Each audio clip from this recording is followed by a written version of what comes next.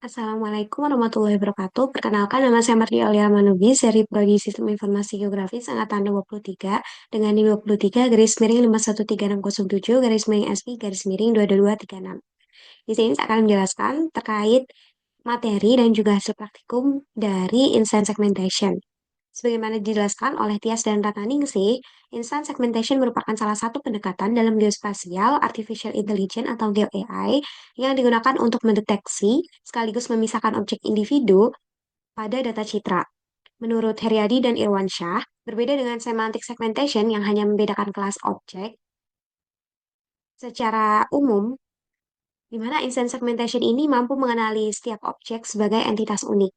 Pentingnya metode ini juga ditegaskan oleh Novi dan kawan-kawan yang menyatakan bahwa instant segmentation dapat memberikan informasi spasial yang lebih detail dan akurat, sehingga mendukung analisis geospasial lanjutan maupun perencanaan tata ruang.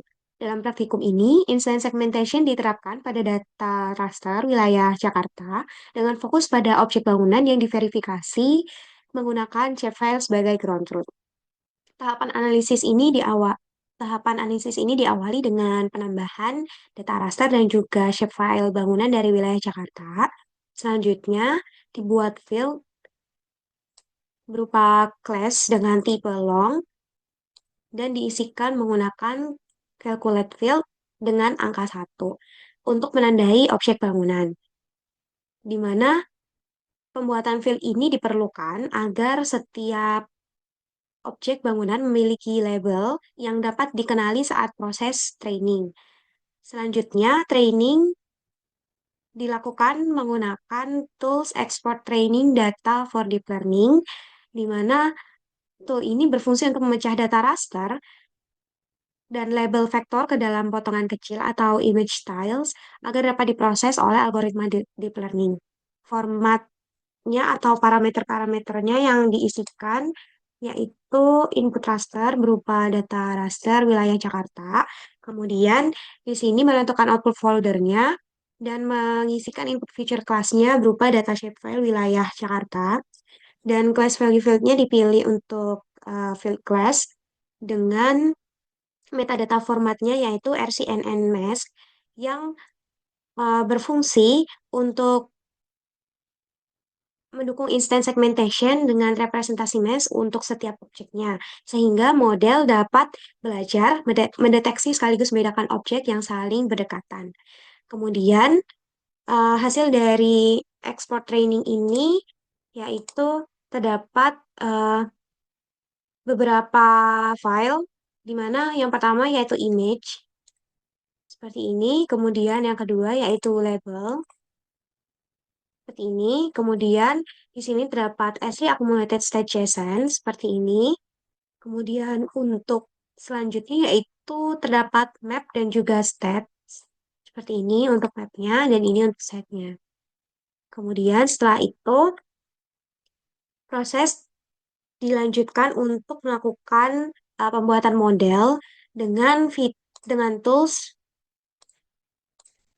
train deep learning model, di mana tool ini digunakan untuk melatih model berdasarkan dataset hasil ekspor. Parameter yang digunakan itu seperti ini.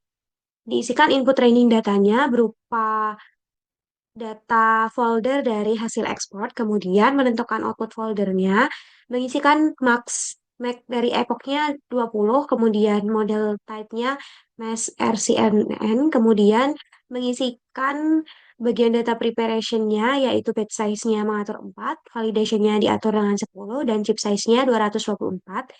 Kemudian di sini memilih backbone modelnya yaitu ResNet 50 dan monitor metriknya validation, di mana pemilihan ResNet 50 ini didasarkan pada arsitektur residual network yang mampu mengatasi permasalahan dari vanishing gradient pada jaringan dalam sekaligus memberikan akurasi yang stabil dengan kecepatan pelatihan yang relatif baik. Dan opsi stop when model stop improving serta freeze model ini akan dinonaktifkan supaya model dapat mengeksplorasi seluruh parameter selama pelatihan dan tidak berhenti lebih awal. dan pemilihan batch size sebesar 4 ini agar proses komputasi tetap efisien dengan spesifikasi perangkat yang tersedia. Dan selanjutnya pada tab environment-nya mengatur prosesor tab-nya berupa CPU, di mana perangkat ini tidak bisa menggunakan GPU sehingga meskipun lebih lambat, proses tetap dapat dijalankan hingga selesai. Di mana hasil dari tahap training ini berupa file HTML. Ini filenya. Hasil HTML ini menampilkan grafik dari training dan juga validation loss yang menunjukkan tren penurunan signifikan dari nilai awal sekitar lebih dari 6 hingga mendekati nilai 1. Ini lebih dari 6 dan mendekati nilai 1 setelah lebih dari 2000 batch diproses. Hal ini mengindikasikan bahwa model berhasil belajar mengenali pola dari data dan tidak mengalami overfitting yang ekstrim karena kurva training dan validation loss relatif stabil dan berdekatan. Selain itu, analisis model menunjukkan nilai average precision score-nya yaitu sebesar 0,719 bla bla bla untuk sekelas bangunan. Di mana angka ini menunjukkan bahwa model memiliki tingkat eh, dari akurasinya atau tingkat presisinya itu cukup tinggi sekitar 72% dalam mengenali objek bangunan pada data training dan validation, di mana berarti sebagian besar prediksi positif yang dilakukan memang sesuai dengan objek sebenarnya.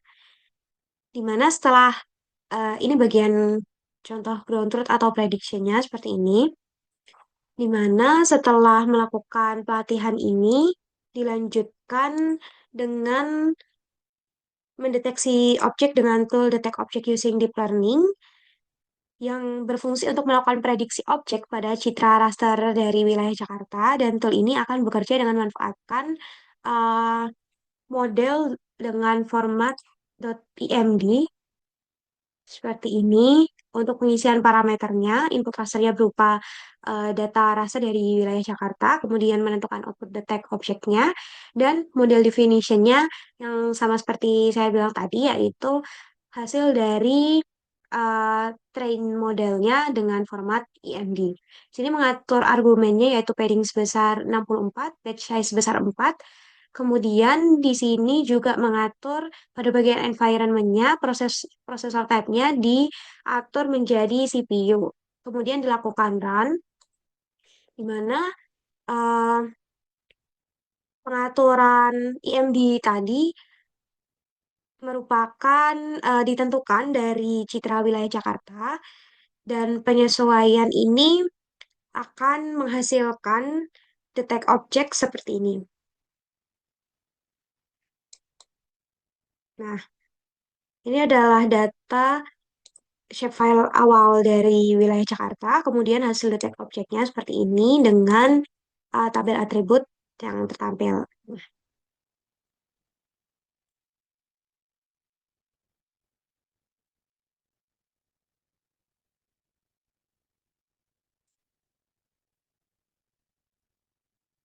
Nah, seperti ini untuk tabel atribut dari hasil detect objek wilayah Jakarta.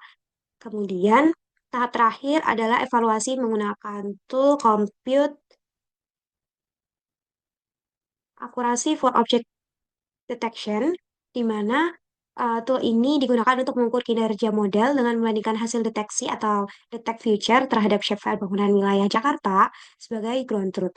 Dan pada tool ini, pengisian parameternya dapat dilihat sebagai berikut, yaitu untuk detect feature-nya tadi menggunakan Jakarta hasil detect object, dan ground truth-nya menggunakan shapefile wilayah Jakarta yang pertama kali, menentukan output akurasi tabelnya dan juga output akurasi reportnya, melakukan pengaturan detect class value field-nya berupa class dan juga grounded class value field-nya berupa class, dan di sini mengisikan IOU atau minimum intersection over union, yaitu sebesar 0,1 atau 10%, di mana nilai IOU ini yang rendah dipilih agar sistem lebih toleran terhadap perbedaan posisi atau bentuk objek antara hasil deteksi dan juga ground truth, sehingga masih dapat dihitung sebagai true positif.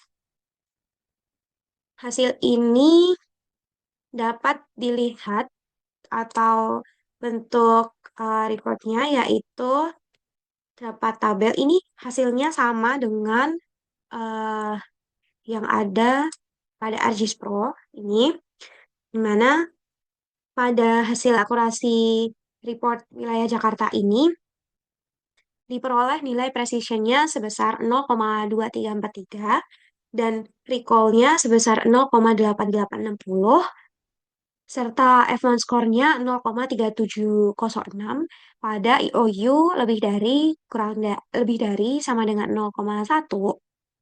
Artinya model mampu mendeteksi sebagian besar bangunan atau dalam recall tinggi tetapi menghasilkan cukup banyak false positif sehingga precision-nya cukup rendah. Dan pada IOU lebih tinggi, performa menurun signifikan, ditunjukkan dengan MAP-nya di sini, yaitu 0,5 banding 0,95, yang hanya sekitar 0,038, yang menandakan model masih lemah dalam memisahkan batas objek secara detail. Kemudian selain pengujian pada wilayah Jakarta, saya juga melakukan pengujian pada wilayah Bandung.